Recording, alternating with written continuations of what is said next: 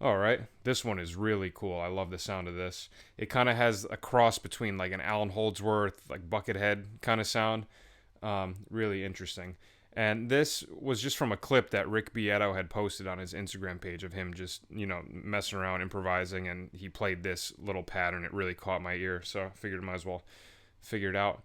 And it's unique. It's got the use of a minor ninth interval, which is really cool. We don't encounter that very often. And it's also a 7-note grouping, which is why I wrote it in 7/4 or 7/8.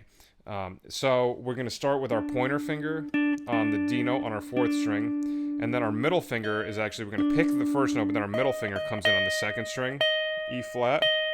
So that's hybrid. That's called hybrid picking. It's when you're like, doing the picking fingers, or sorry, doing the pick with your pointer finger and your thumb, and then the middle finger will come in occasionally to hit another note.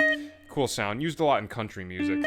So pointer finger on D, then pluck the E flat with your middle finger. That's that minor ninth interval we're talking about. So a minor ninth is like an octave and then a half step above. Interesting sound. And then from there, we pick the F note on our fourth string with our ring finger, and then jump up to the second string, 12th fret, pick that, and hammer on to the D note with your ring finger. And then the last two notes, we pick the G note on the third string, and then our middle finger comes in, we pluck the A flat on the first string. So there's another minor ninth.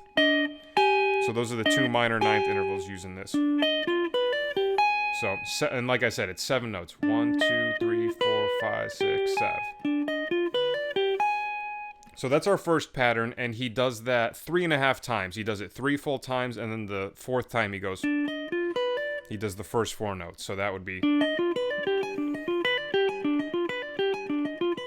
Okay, and then what he does there is he slides everything up 1 fret. So you move the entire pattern up just 1 fret. So then the E flat, E, F sharp, C, hammer on to E flat, and then A flat and A.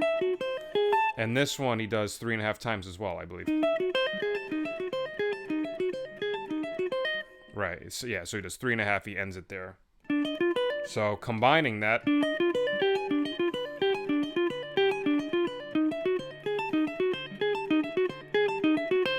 Okay, really cool sound. And at first when I heard it, I thought it was half hold diminished. It kind of had that sound, but I just called it atonal because there's one note that makes it not in the half hold diminished scale, that G note. If you took this G note and you raise it to a G sharp,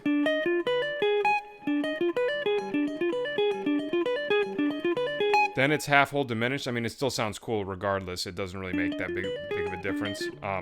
But just if anyone's wondering, that's why I called it an atonal line. And plus, we're moving it up a half step. So this is kind of just like a pattern. You can kind of move anywhere you want, figure out ways to weave it in and out of tonal ideas. And yeah, so one more time, the whole pattern.